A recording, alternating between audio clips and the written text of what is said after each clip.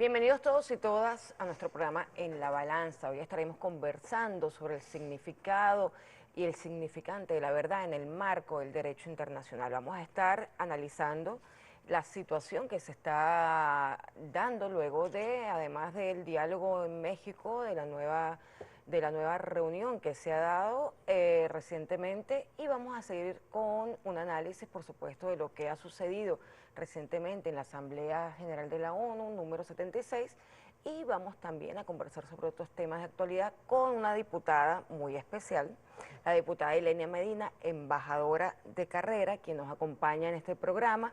¿Quién mejor que ella para explicarnos y reflexionar sobre el derecho internacional y la importancia de la defensa de la normativa existente para defender la seguridad y la paz internacional? Buenos días, diputada, bienvenida a La Balanza. Bueno, encantada de estar con ustedes aquí en tu programa y en este canal tan escuchado y visto por el país. Así es. Nosotros queremos iniciar, como es noticia, abriendo con un video en el que la Comisión del Diálogo que se encuentra en México en este momento da unos avances de los acuerdos parciales a que van llegando en esa mesa de diálogo. Yo quiero pedirle al director que nos permita el video en este momento.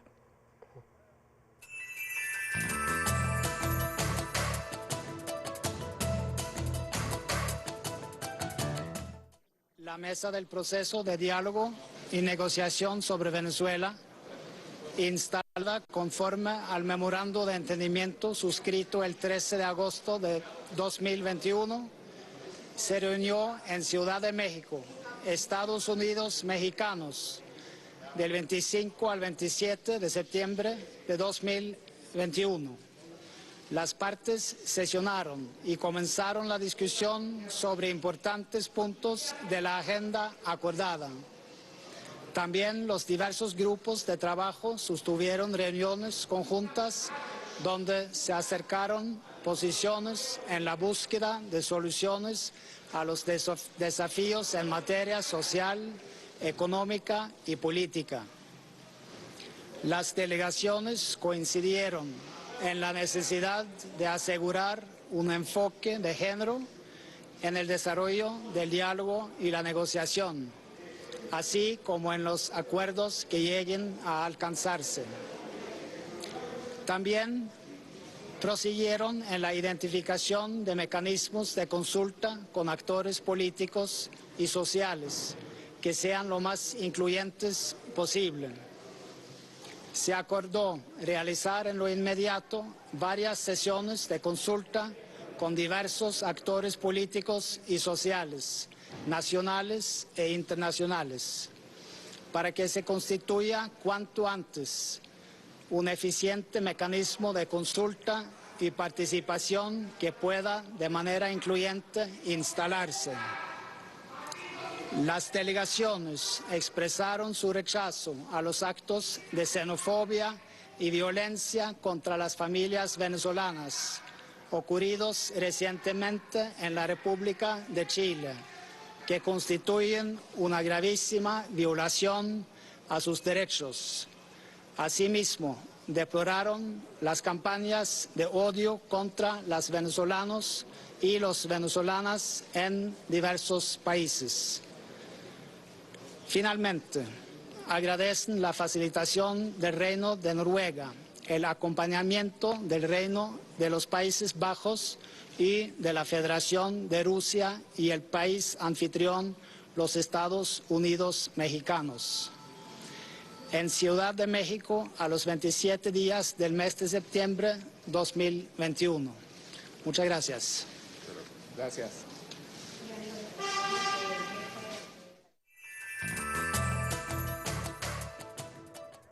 La Comisión del Diálogo, instalado en los Estados Unidos de México, ha ido avanzando en acuerdos parciales. Sabemos que el acuerdo, hasta que no se llegue a la totalidad de todo lo referido en el memorándum de entendimiento, no se entiende logrado finalmente los acuerdos en su totalidad, pero parcialmente vamos avanzando en algunos elementos. Entre ellos ahora se incorpora, por supuesto, la posibilidad de armar una comisión donde aparezcan diferentes actores de la vida social y política nacional e incluso creo que internacional para poder avanzar dentro de la transparencia, la inclusión, el encuentro hacia espacios políticos que sean beneficiosos para todos, no solamente en Venezuela, sino en la región, y que sea un ejemplo además para el mundo.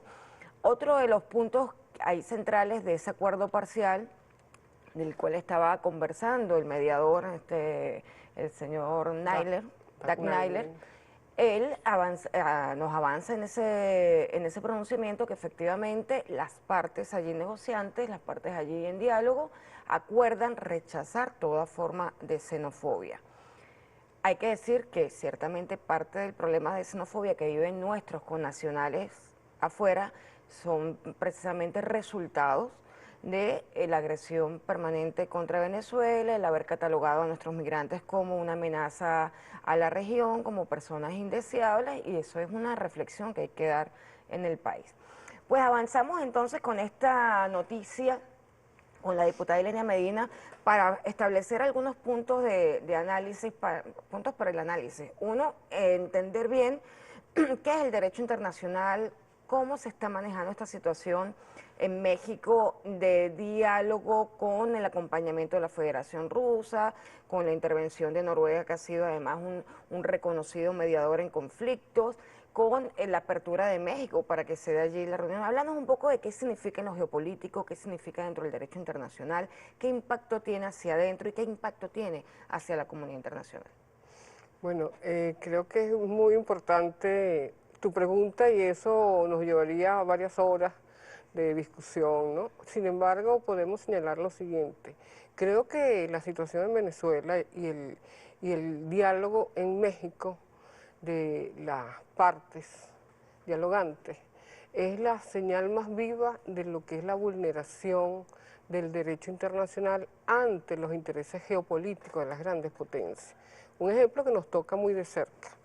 El derecho internacional nació muy gradualmente en la medida que las naciones iban desarrollando, Hugo Grocio, Jeremías Bentham, pero el salto del derecho internacional se da en 1648, cuando justamente firma el reino, la corona española, junto con los Países Bajos. La paz de Westfalia. La paz de Westfalia, justamente donde allí se reconoce la soberanía, el principio de soberanía nace allí. Y es el inicio de una visión distinta.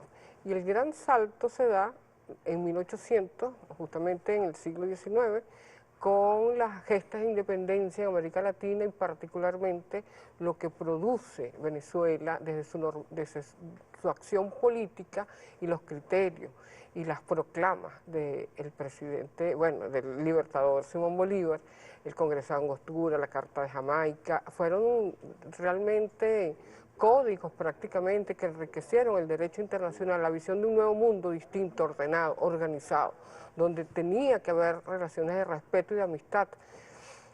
Pero siempre ha sido así. Las grandes potencias y los países en términos generales tienen objetivos geopolíticos, es decir, cómo se relacionan para lograr en determinadas áreas intereses, en lograr esos objetivos que son importantes, son intereses de sus regiones, sus naciones. El derecho internacional justamente nace para armonizar esos intereses y lo señala, tiene que ser a través de la amistad, tiene que ser a través de la solidaridad, la cooperación y los principios de igualdad y de no intervención. Cada Estado un voto, eso se expresa de alguna manera en Naciones Unidas. Ahora, importante en el marco de tu pregunta que, por ejemplo, México, que es muy celosa del principio de no intervención, por cuanto está muy cerca de Estados Unidos, aquel dicho de un presidente mexicano, pobre México, tan cerca de Estados Unidos y tan lejos de Dios, algo más o menos así. Ellos siempre han sido muy celosos y muy consecuentes históricamente con la no injerencia. Y el hecho de que hayan abierto un espacio para el diálogo es muy importante, quiere decir que López Obrador, que ha venido girando, demostrando su disposición a ejercer su liderazgo en el orden Internacional. latinoamericano, internacional, sobre todo latinoamericano. Los mexicanos son muy apegados a su visión latinoamericanista porque se sienten distantes de América Latina, esa es parte de su doctrina diplomática. Es muy importante porque, como te decía, Venezuela es un ejemplo de cómo ha sido vulnerado el derecho internacional, porque en estos 20 años, sin hablar de épocas pasadas, lo que ha venido sucediendo no es la expresión de propósitos internos que pueden tener deseos, pero como los deseos no empreñan, evidentemente ha venido con el respaldo de Estados Unidos, los factores globales, estadales y de transnacionales, han venido vulnerando el derecho internacional, las relaciones de amistad, de cooperación, de respeto. Esa oposición maléfica, porque no se le puede llamar de otra manera, para de alguna manera acercar a la gente el daño que le han hecho, que han entregado, han pretendido entregar nuestro país, nuestra soberanía, desconocer al pueblo venezolano, eso es sumamente grave. Es decir, la soberanía es la expresión más viva de todo el derecho internacional. ¿Y quién está detrás de la soberanía? ¿Qué significa? Si tú le pones a hurgar en el concepto, la soberanía es la expresión de la voluntad de los pueblos, que son los que determinan por dónde van. Pueden variar, pero son ellos, independientemente te equivocas o no, pero son ellos los que deciden.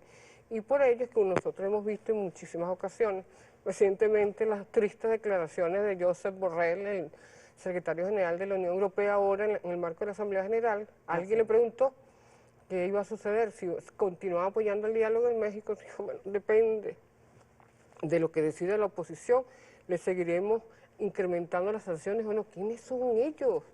O sea, la visión colonialista que no ha cambiado entre ellos. Actúan con América Latina, sí, actúan con África de la misma manera, con los países del Asia, un irrespeto a la Carta de Naciones Unidas, al derecho internacional, a documentos que ellos han sido partes de eso. Y creo que en eso Venezuela estaba sumamente clara, nuestro pueblo. Por eso, en los momentos que de alguna manera me toca opinar, declarar o dar conferencias sobre eso, siempre nos abocamos al sujeto, el sujeto histórico de los pueblos. En el caso de Venezuela es el pueblo venezolano. No es más nadie que el pueblo venezolano, no es Naciones Unidas, no es el gobierno norteamericano, ni la Unión Europea, sino nosotros, conscientes que vamos a decidir. Apoyamos, respaldamos que se respete nuestra Constitución, nuestra voluntad, o damos pie para que esta gente continúe haciendo daño, vulnerando, favoreciendo los objetivos políticos de Estados Unidos y la Unión Europea, Canadá, o los intereses nuestros propios como nación. Entonces, eso resume de alguna manera lo que está pasando allí. Interesante de eso es que vemos por vez primera, o por lo menos yo no lo había visto antes, que Dag Nylander, como el mediador noruego, es el que declara, no declaran las partes, declara él, hace un resumen. Importante, tal vez sea una forma... Por el impasse que hubo con Noruega. El impasse que hubo con la primera ministra de Noruega, saliente, donde extrañamente da una declaración en el marco del debate general de Naciones Unidas, que todavía está en desarrollo, donde los jefes de Estado o primeros ministros hacen declaraciones de cómo ven el mundo en los próximos años. Ella hace una declaración, e entre toda su declaración menciona a Venezuela y la supuesta violación de derechos humanos, pero por Dios, los que han venido violentando la soberanía y la paz y la seguridad de las regiones, las naciones, son los países desarrollados, son los países, las potencias, y Noruega no deja de ser parte de eso. Esto sería, por eso perdón, él diputada, hace...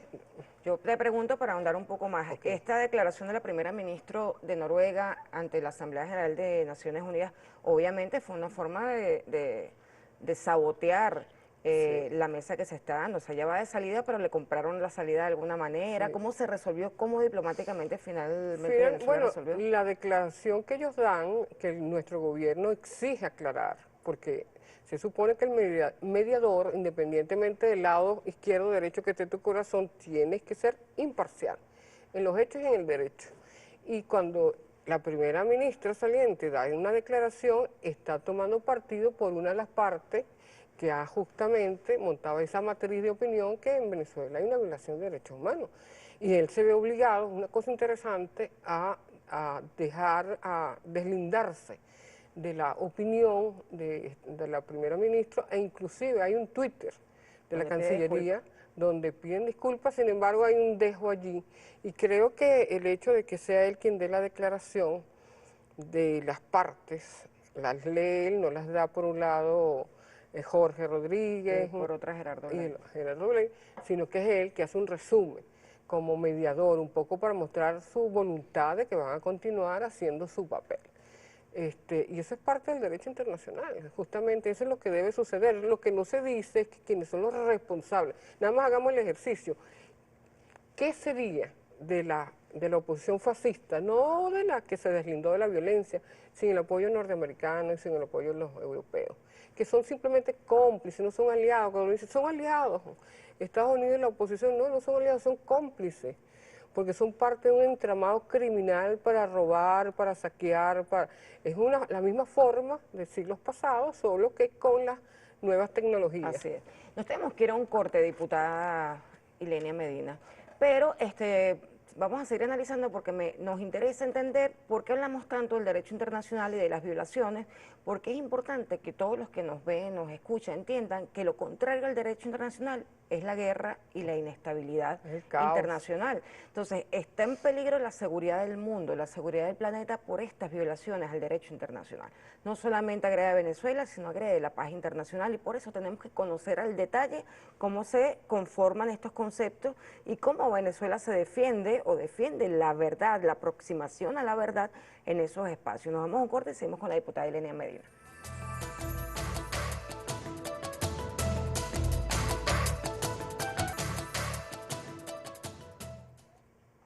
Continuamos en la balanza con la diputada Ilenia Medina, también embajadora de carrera, quien además nos ilustra permanentemente sobre el derecho internacional, la geopolítica, sobre los elementos para entender y comprender lo que está ocurriendo a nivel internacional y la posición de diferentes países en este ajedrez geopolítico.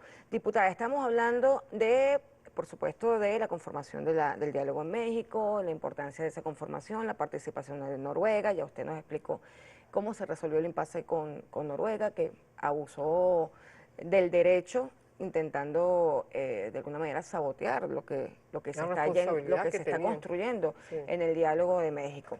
Ahora bien, hay otro elemento importante para entender que hemos defendido en esta lucha por la soberanía, y es la situación del caso del diplomático Alex Saab, enviado especial por Venezuela, representando intereses de Venezuela para temas económicos y comerciales de Venezuela vinculados al abastecimiento de medicinas y de alimentos. ¿Qué significa dentro del derecho internacional, dentro de esta mesa de diálogo, que se solicite y que esté presente? Porque estuvo presente Alex Saab en el diálogo en México. Hay que resaltar que no estamos solamente defendiendo a la persona de Alex Saab, que ciertamente la estamos defendiendo porque es víctima de una persecución y de una guerra multidimensional. Estamos defendiendo en general la soberanía y el derecho a ejercer la diplomacia según los acuerdos y convenciones internacionales que ha ratificado Venezuela. Háblanos un poco entonces de la presencia de Alex Saab en la mesa de diálogo, qué significa, qué diferencias pueden haber con otras situaciones, por ejemplo, en negociaciones de paz en otras latitudes. Bueno, creo que la decisión del gobierno nacional que decidió, valga la redundancia, que él fuese parte de la mesa de diálogo por la delegación de Venezuela, la delegación oficial de la República, fue, bueno, en el ejercicio de la autonomía que corresponde a las partes, pero además, por cuanto allí una de las decisiones fue de las partes de aprobar una declaración para trabajar por la seguridad social del pueblo venezolano. Y esencialmente, dice el documento, en el ámbito de la salud y de la alimentación. ¿Quién mejor que otro pudiera hablar de las dificultades que está viviendo Venezuela?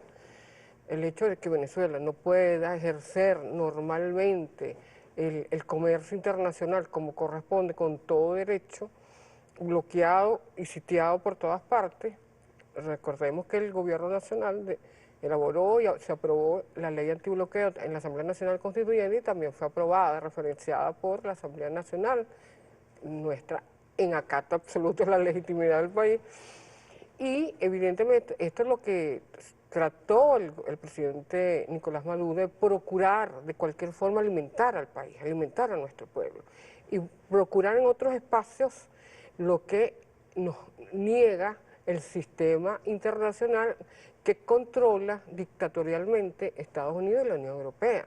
Porque es un derecho, es un deber del presidente. La gente dirá, bueno, pero es un deber, una de sus responsabilidades es garantizar los derechos humanos y la paz de la República. Son atribuciones del presidente. Bueno, él tiene que hacer lo que sea, como hace una madre o un padre que ama a sus hijos para procurar garantizar las necesidades. Siendo así, el gobierno decide incluirlo allí y la respuesta de la oposición es muy extraña, porque uno pensaba que por lo menos silencio. Si no se sumaban a la solicitud, ambas partes, como hicieron apoyando los derechos históricos de Venezuela sobre el Esequibo, ellos inmediatamente, unas horas después, alarmados, Venezuela el gobierno quiere paralizar el diálogo. No, el único que realmente puede de manera exhaustiva denunciar el entramado criminal que le hace Estados Unidos a Venezuela, a Nicaragua, a Cuba y tantos otros países, no solamente a nosotros, es él, porque él está detenido injustamente, arbitrariamente, en Cabo Verde. Ahora, lo interesante, Olga, y a tus oyentes, es lo siguiente. Todos sabemos que Venezuela está bajo un ataque. Venezuela es un país atacado por el imperio norteamericano, que nos declaró en el año 2015 que éramos enemigos. Es decir, estamos en guerra, nosotros no estamos en guerra porque nunca los hemos atacado, sufrimos una agresión. Por lo tanto, Alex Saab, agente diplomático y comercial venezolano detenido en Cabo Verde, corresponde a un prisionero de guerra.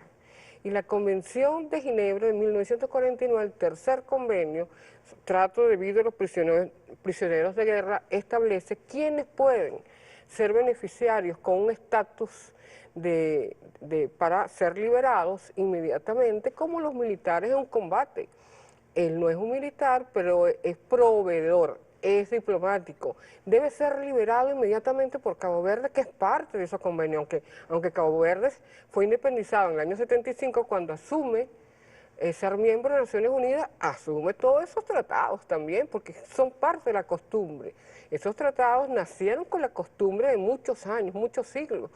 Por lo tanto, es su obligación liberar a Alex Saab, que intervenga en Naciones Unidas, que es el secretario general. Antes era Suiza la que era depositario de esos convenios, ahora el secretario general y la Cruz Roja deberían estar liberando, es lo que corresponde. De prisioneros de guerra, la Convención para la Protección de Mínimas Garantías en caso de guerra, en el caso de los prisioneros, sí, efectivamente forma parte del derecho internacional humanitario, que es una especialización del derecho, sí, internacional que trata temas vinculados a los derechos humanos. Entonces, están todavía con la agravante que no solamente es el derecho internacional, sino que es el derecho internacional humanitario que se está violando permanentemente y sistemáticamente contra Venezuela, porque no es solo contra el ISAP, es contra la diplomacia venezolana, contra la soberanía venezolana. Contra nuestro pueblo. Es un genocidio, un delito de lesa humanidad, que además es un caso que fue consignado en la Corte Penal Internacional. Y esas son las grandes debilidades que tiene el mundo hoy, porque no se llaman las cosas por su nombre.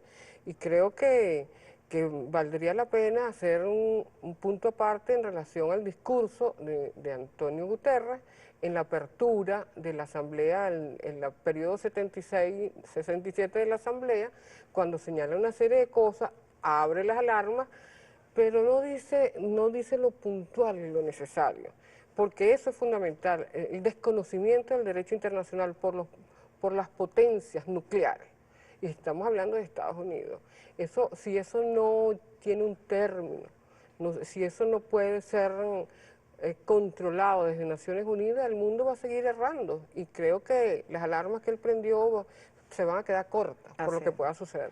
Yo quisiera también apuntar en el caso de Alex Saab, que además que muy bien tú analizas la situación de él como prisionero de guerra, y eso hay que evaluarlo en estas conversaciones y estas denuncias que se hagan ante el sistema de Naciones Unidas, porque él es finalmente un rehén, o sea, está en condición de rehén, o sea, nos están presionando usando a Alex Saab, y nosotros, por supuesto, tenemos que liberarlo de la manera que sea. Y temen, yo quisiera que me mostraran, porque es que el Partido Patria para Todos, la diputada es parte de la dirección nacional, de la directiva del partido, históricamente, de la Junta ad hoc, ha hecho un afiche bien interesante.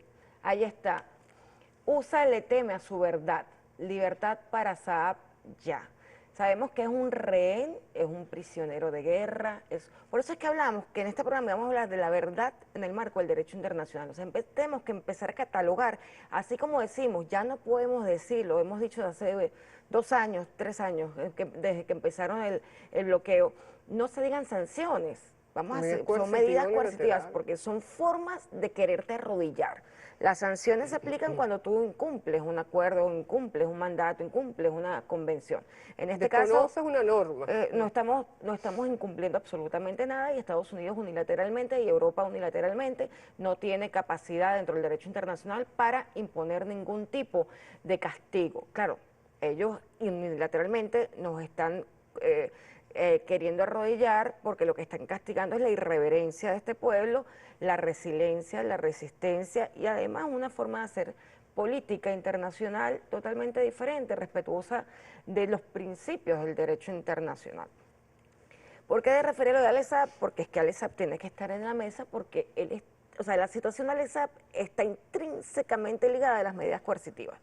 Es un resultado, es una medida coercitiva más, y el punto central del diálogo es llegar con estos sectores de la oposición que quieren volver a la política, llegar a un acuerdo de que no podemos seguir haciéndole daño al pueblo de Venezuela y a la nación y violentando el derecho internacional, porque se pone en peligro la seguridad de la región, se pone en peligro la seguridad internacional. Esto porque, bueno, porque hay mucha gente que dice, bueno, pero ¿por qué lo defienden tanto? No, es que yo estoy defendiendo la soberanía, estoy defendiendo y me presto en cualquier parte del mundo para hacerlo, y tú también como diputada, como embajadora, como conocedora. Esto es un caso que le compete a todos los venezolanos, sectores de la oposición, sectores que apoyan al gobierno. Esto es un tema de soberanía y de respetar el constructo que se ha logrado dentro del derecho internacional para tener paz en la región. Es un deber de todos, levantar la bandera por él, que se sacrificó. Él sabía exactamente el peligro que corría, porque el mundo está en una situación caótica, como bien lo dice Guterres, y lo hizo. Él tendrá sus espacios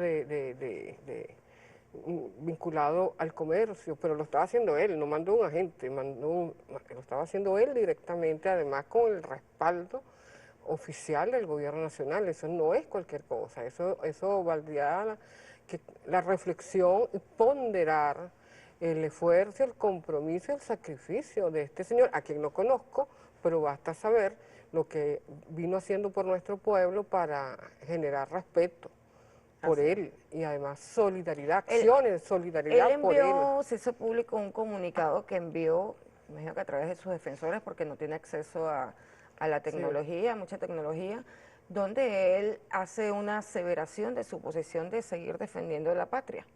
O sea, para la patria estamos hablando de ese espacio sin fronteras que conocemos desde los inicios de la humanidad, que es que la patria es la humanidad, la patria es el hombre, la patria es la verdad, la patria es el derecho a que se respeten las diferencias, el derecho a poder pensar diferente y el derecho a construir para todos, no solamente para unos cuantos. ¿Tú leíste el comunicado que envió? No lo he leído, pero sé que va por esa orientación. No he tenido oportunidad de leerlo, pero sé que va por esa orientación, porque además algunos dicen, bueno, pero es colombiano. Bueno, y la patria grande, nosotros juntos luchamos con los colombianos y neogranadinos en aquel momento, y la patria grande es esa, justamente el además sueño que Bolívar. nosotros en Venezuela, inclusive en el derecho hemos avanzado a incorporar, nacionalizar con ciertas facilidades a los hermanos del Claro. pueblo colombiano. Además, incluso en el ejercicio de derechos civiles y políticos, aquí pueden en algunas elecciones participar extranjeros que tengan cierto tiempo en Venezuela. O sea, aquí hemos avanzado tanto como para ahora decir es que él es de nacionalidad colombiana, No, pero es que un es momento, un para ser derecho, además. agente diplomático Así es. no requiere ser nacional del país necesariamente. No necesariamente, pero además es una decisión del presidente de la República dotarlo de todo el respaldo para una misión de tal naturaleza. Si no puedes llevar a la gente a hacer misiones complejas, difíciles, bueno, desnudos. Tú tienes que llevar instrumentos y el presidente lo dotó de los instrumentos necesarios. Ellos están violando la Convención de Viena de Derecho Diplomático, están violando la Convención de Naciones Unidas en el tema del derecho internacional humanitario, el convenio número 3, están, bueno, desconociendo todo. Y eso es ¿Y sumamente qué grave. implicaciones tiene el derecho internacional para Cabo Verde, para la CEDAW, que Cabo Verde es de forma irreverente Bueno, incluso a la región a la que pertenece no asuma las de responsabilidades? África, justamente, eso hay una afectación porque el sistema judicial de África, de esa región, le otorgó libertad e instruyó a que fuese liberado y Cabo Verde prefirió sus relaciones, sus orígenes con Estados Unidos que atender bueno, sus obligaciones internacionales. Es casi una tendencia a la impunidad con la que se actúa ahora y justamente el que se haya mostrado con tanta fuerza como lo está haciendo Venezuela, cómo han cometido hechos ilícitos internacionales, el saqueo a las riquezas de Venezuela, monómeros, circo, el oro, deja al descubierto a estas grandes potencias que siguen siendo y comportándose exactamente igual al siglo XIX. O sea, la doctrina Monroe por un lado, esa visión imperialista, supremacista de los europeos, eso no ha cambiado nada. A pesar de que pasamos ya de la Liga de las Naciones a la Sociedad de las Naciones, a Naciones Unidas, que mediaron varios años, muchos años, décadas inclusive, hasta llegar a Naciones Unidas, que es la Sociedad de las Naciones, esa estructura de la Sociedad de las Naciones, pero ampliado al resto del mundo. Cuando nace la Sociedad de las Naciones, Estados Unidos no quiso participar, no quiso, con celos, con diferencia, pero se da en el 45 las Naciones Unidas con un tratado importante, de los cuales Venezuela es miembro fundador también, pero lo desconoce Europa y lo desconoce Estados Unidos. Y una cosa brutal es este saqueo. El saqueo que nos han hecho no tiene parangón en el mundo, no lo tiene. Y por ello, fíjate tú que tú me preguntabas Es un en saqueo relación... casi que rememora los tiempos de la colonia. Así es, y exactamente igual. En la Comisión de Derecho Internacional, que es un órgano importante, subsidiario de Naciones Unidas, que es el que desarrolla, codifica el derecho internacional de acuerdo a las prácticas inclusive de los estados, ha señalado, tuvo 20 años discutiendo un conjunto de normas sobre la responsabilidad internacional de los estados cuando cometen hechos ilícitos, y entre ellos está nos tienen que devolver el dinero que nos han robado nuestros activos, nos tienen que resarcir, tienen que indemnizar al Estado, tienen que pedir disculpas al pueblo venezolano y pasará el tiempo que sea necesario. Pero nosotros no podemos renunciar a eso porque además sería sumamente lamentable, haríamos un flaco servicio a la paz del mundo porque está al principio de las prácticas ulteriores. Ellos intentan, por eso siempre alertamos, nosotros tenemos que decir medidas coercitivas unilaterales, las rechazamos, las desconocemos, las combatimos, porque lo contrario se impone las medidas unilaterales por encima del derecho internacional y la Carta de Naciones Unidas. Es sumamente grave cuando la señora Michelle Bachelet, en lugar de hablar de las medidas coercitivas unilaterales, habla de sanciones. Las sanciones como tal, el único órgano que en Naciones Unidas tiene esa potestad es el Consejo de Seguridad, siempre y cuando efectivamente en ese país o en ese gobierno se esté vulnerando la paz del mundo, se hayan cometido crímenes de lesa humanidad, y Venezuela es un reflejo que ha sido víctima de falsos positivos, de una guerra mediática en todos los órdenes que hemos visto, y que eso afecta, mira, eso no afecta solo al comercio, a nuestros ingresos, la posibilidad de vivir como nos corresponde vivir, sino psicológicamente afectado. No solamente en las instituciones, ha afectado a nuestro pueblo, ha debilitado a las familias que se han tenido que dividir buscando falsamente nuevos destinos, y resulta que por donde pasa el pueblo, gente de nuestro pueblo, hermanos y hermanas, los vemos vulnerados, los vemos afectados, los vemos humillados.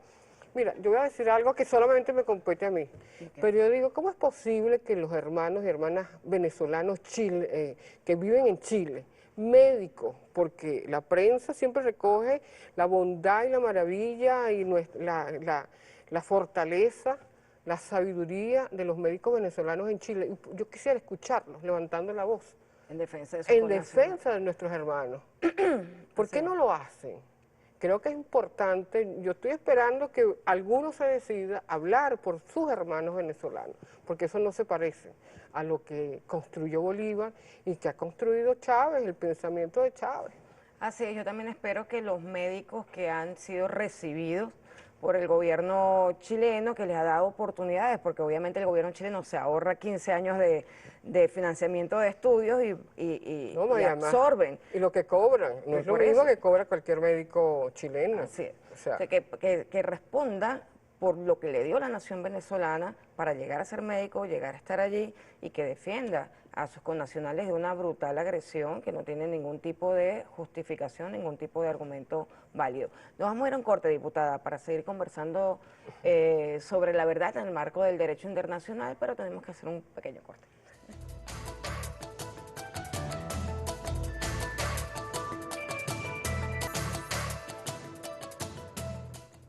Continuamos en la balanza con nuestra diputada Ilenia Medina, además embajadora de carrera. Tenemos en la imagen diciéndole el PPT a úsale teme a la verdad, libertad para Saab ya. Seguimos denunciando, por supuesto, desde todos los espacios, la injerencia de Estados Unidos, las medidas coercitivas, la persecución permanente y sistemática contra el pueblo venezolano y en este caso, por supuesto, con nuestra posibilidad de establecer relaciones comerciales para garantizar alimentos y medicinas a Venezuela. Diputada, vamos a pedir un video del presidente Nicolás Maduro en la Asamblea General de la ONU, la Asamblea número 76, que recién se está desarrollando todavía allí, importante porque es una sesión que convoca a los presidentes y a los primeros ministros, jefes de Estado, jefes de gobierno, a el debate sobre los temas que garantizan la seguridad de las naciones, la paz internacional, la horizontalidad y los principios establecidos en la Carta de Naciones Unidas. Continuamos con el video del presidente Nicolás Maduro ante la Asamblea General de la ONU. Un pedazo de su conversación.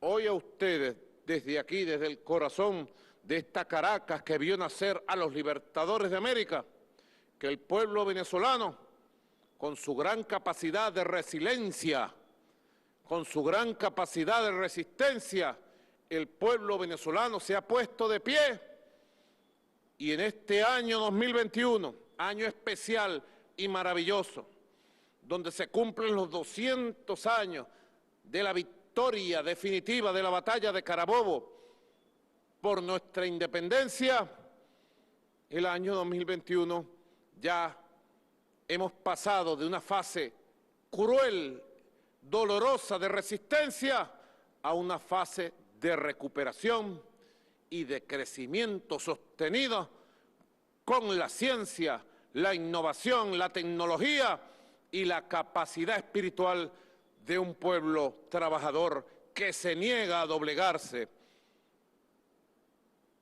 y que es un pueblo rebelde, libre, que se crece y se ha crecido en todas las dificultades que nos ha tocado durante estos años. Hemos tomado el camino de la recuperación y del crecimiento integral de nuestra nación. Hemos tomado el camino del despliegue de las fuerzas productivas de un país sometido a un bloqueo infernal, a una persecución criminal y a una tortura cruel a su cuerpo económico y social.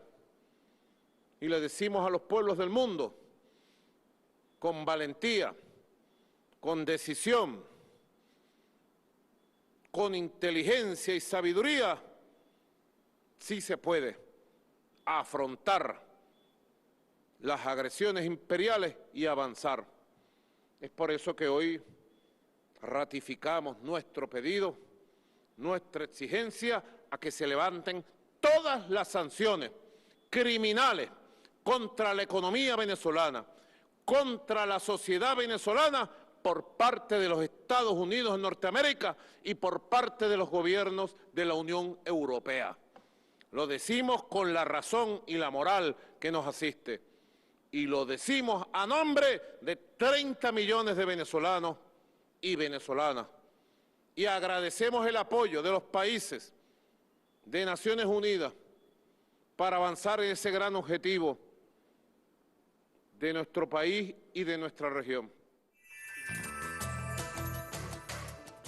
En la intervención del presidente Nicolás Maduro ante la Asamblea General de Naciones Unidas hizo un recuento de cómo impacta las medidas coercitivas, cómo ha sido el saqueo permanente y sistemático a Venezuela por parte de Estados Unidos y los países de la Unión Europea, cómo Venezuela definitivamente en una espiritualidad histórica y en una moral histórica se planta frente a la agresión y empieza a recuperarse. Dice, sí se puede, los pueblos del mundo, sí se pueden. Las agresiones, obviamente la Asamblea General lo ha dicho en varias resoluciones, no son eficaces, no son efectivas, son delitos de lesa humanidad y no consiguen su objetivo último, que es trastocar un gobierno, no necesariamente lo consiguen, y menos en el caso de proyectos históricos y espirituales como el proyecto bolivariano. Y vemos allí a un presidente, al presidente Nicolás Maduro, que no solamente está representando a 30 millones de venezolanos, está representando a todos los que le antecedieron, atrás de, o sea, yo me imaginaba, lo veo y veo atrás de él acompañándolo al presidente comandante Hugo Chávez, veo al Libertador, veo a hombres y mujeres,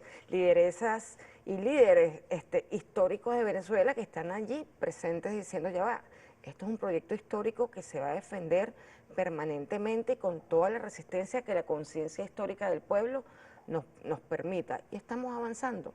Háblanos un poco de esa denuncia, del apoyo que también se le prestó delante de todos los países allí en la Asamblea a Cuba y otras naciones que también han logrado resistir a la agresión y que han podido tecnológicamente ir recuperando espacios, ir desarrollando tecnologías a Irán, etcétera, etcétera.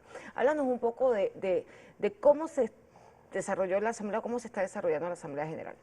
Mira, la Asamblea General de Naciones Unidas tiene dentro de sus cronogramas de actividades el inicio del periodo de debate, lo de cada año, que empieza justamente en septiembre, con una intervención de los jefes de Estado y jefes de gobierno, para dar a conocer el estado de su país y su visión sobre el mundo y los grandes problemas y cómo debe dirigirse Naciones Unidas. Bueno, el presidente lanza una prosa sobre lo que es la heroicidad de nuestro pueblo. Él habla no solamente en nombre de Bolívar, de Chávez, que ya es una cosa inmensa, sino de la forja de cada hora, de cada minuto, de cada segundo, de los hombres y mujeres, de los venezolanos de a pie, que han hecho lo imposible por mantener este país en resistencia inmovilizado. Es lo que nosotros de alguna manera queremos señalar cuando hablamos de la soberanía. La soberanía es la voluntad irrestricta de un pueblo a ser libre, a tomar sus propias decisiones, a decidir por qué camino, por qué ruta va a transitar. Y nosotros tenemos la Asamblea Nacional Constituyente del año 99, que elaboró esa extraordinaria y hermosa Constitución y que construyó además fue aprobada en referendo, definió cómo iba a avanzar para hacer posible el objetivo fundamentalísimo de una nación, que es la felicidad, como lo dijo Bolívar en el Congreso de Angostura, y todo lo que nos consideramos revolucionarios, como lo dijo Chávez y todos aquellos antes de Chávez, la felicidad de nuestro pueblo. Esa es la expresión más viva de la soberanía y la decisión de un pueblo a ser libre, que venga quien venga, no nos pueden imponer.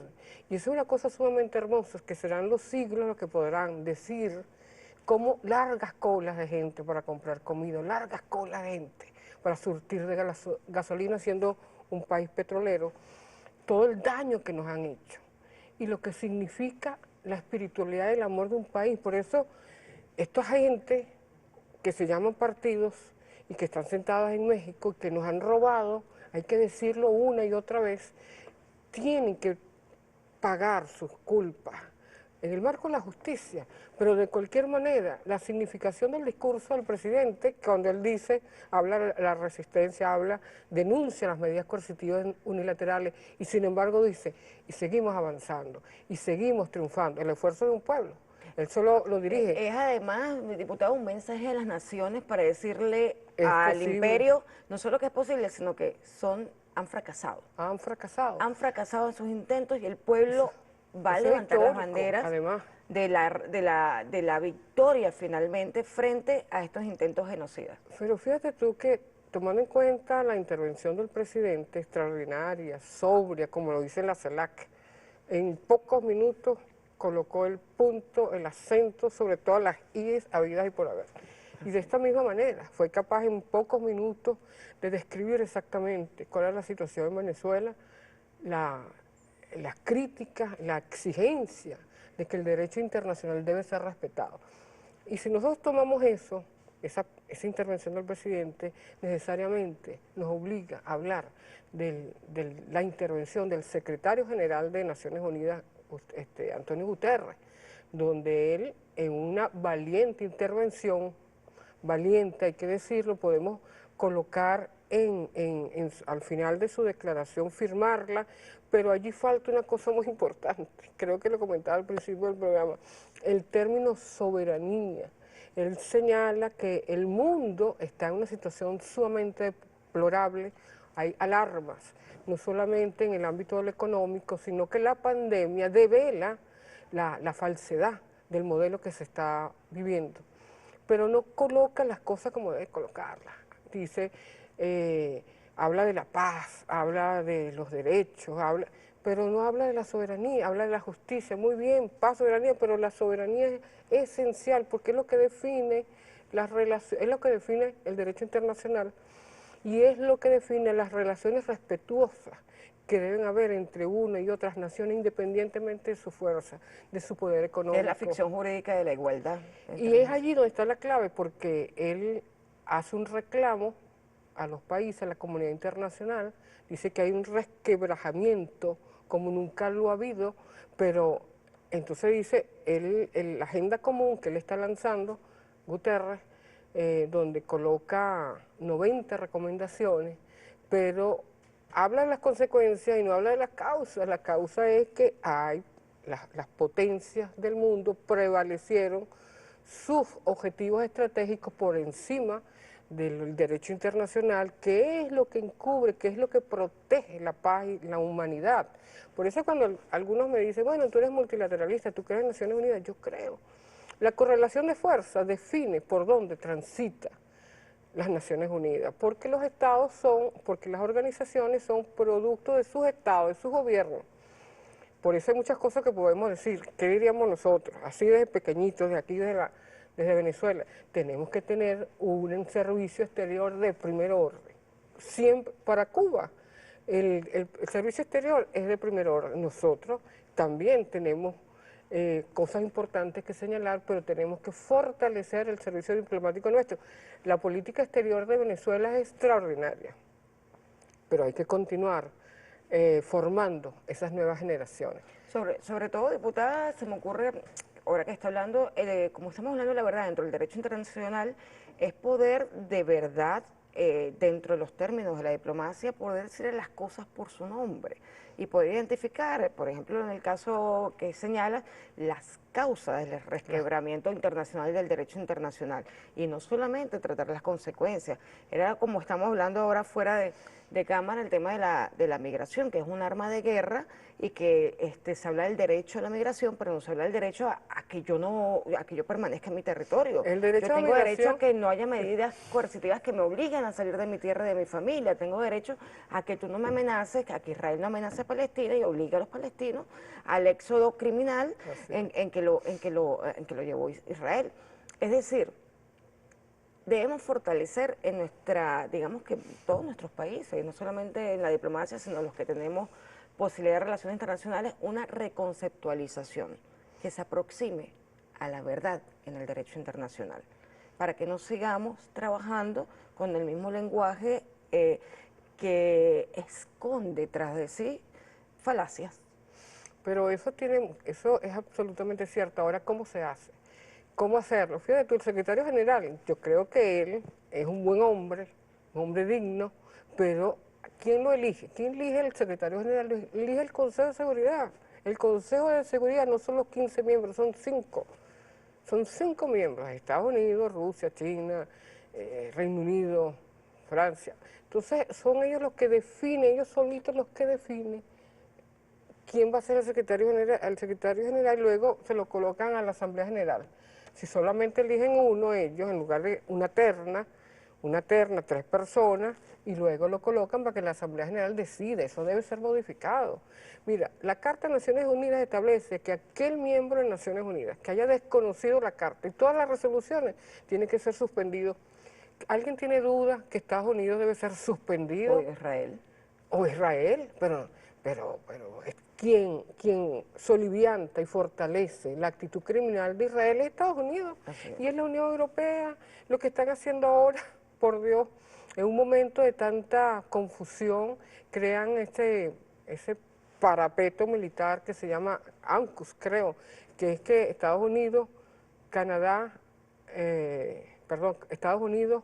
Reino Unido, Australia y Japón crean todo un entramado militar con misiles nucleares para amenazar a China, porque simplemente China es el que compite con Estados Unidos en relación, el emergente en cuestiones de comercio, pero es una visión totalmente distinta.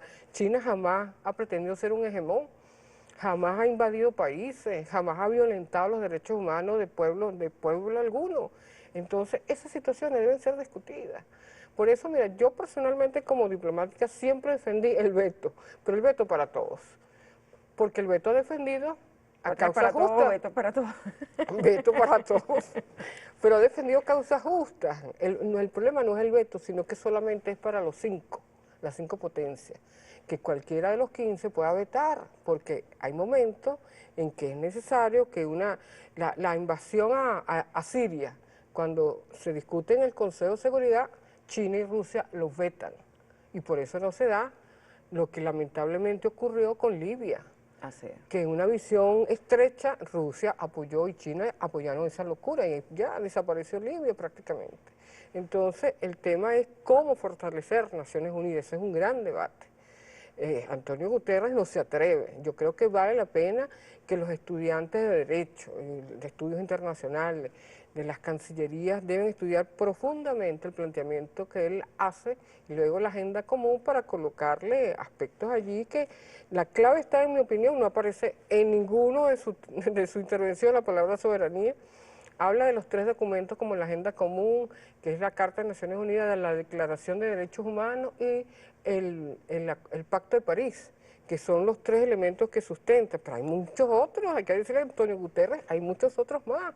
La Convención de Ginebra en relaciones diplomáticas, respeto, la Declaración de Respeto de los Principios del Derecho Internacional en base para fortalecer la amistad y la cooperación entre las naciones, el deber que tienen mire, el informe McBride, que es fundamentalista, un documento que hizo la UNESCO, y la UNESCO es parte de Naciones Unidas, donde se les dice a los medios de comunicación del mundo en los años 60 que ellos deben respetar la verdad de los pueblos, que no deben ser parte de las componentes, y es parte parte de lo que ocurre en el mundo están los grandes medios. Nosotros somos víctimas de esas verdades, entre comillas, falseadas, donde nos dicen a nosotros, a la República Bolivariana de Venezuela, que comete delitos, y a Israel ni con el pétalo de una rosa. Están falseando la realidad. Es decir, debe haber debate donde se digan las cosas con mucha crudeza. Y creo que es muy importante decir que recientemente Venezuela, Irán, Rusia y otros países, China, crearon el grupo de amigos de la Carta de Naciones Unidas para discutir verazmente lo que está sucediendo con la Carta. Hay un comité, el Comité de la Carta, donde hay una agenda que nunca ha podido pasar de 2 temas. Cuando nosotros estuvimos allí, intentamos colocar el tema, a mí me tocó esa tarea de colocar allí, estoy hablando del año 2009, ¿qué sucede con los estados que violentan la Carta de Naciones Unidas? Siendo países miembros del Consejo de Seguridad, que tienen la obligación de respetar la paz y la seguridad del mundo, velar por ella y respetarla. ¿Qué pasa? Es decir, ¿qué pasa con Estados Unidos? Eso no pasó. Eso no pasó, se quedó ahí. Casualmente. Casualmente. Entonces, esos son los grandes debates que hay que dar, porque de otra manera el mundo va a continuar y quién sabe de qué manera, porque esa amenaza nuclear que le están haciendo a China va a generar una situación de mayor conflicto, de mayor peligro para el mundo, no esa zona, lo que eso implica para la humanidad, el modelo económico, el daño que se le está haciendo a la biodiversidad. Así es. Diputada, nos vamos a tener que despedir porque ya el tiempo se nos hizo muy corto, por supuesto, se nos hace muy corto para estos temas, la comprometemos a otro momento seguir analizando las verdades dentro del derecho internacional, es muy importante que todos los manejemos. Por ahora también tenemos varias tareas, seguir trabajando primero en la unidad interna. Es fundamental como proyecto histórico que mantengamos la unidad, la participación, el reconocimiento de las diferencias y fortalecernos como nación para poder seguir dando este debate internacional que va a favorecer una humanidad en paz en un futuro no muy lejano. Nos vamos en la balanza, nos despedimos, gracias por acompañarnos. Gracias diputada. A ti por invitarnos. Y bueno, seguimos en la defensa de la soberanía y de nuestro proyecto histórico. Nos vamos, un saludo hasta el próximo programa.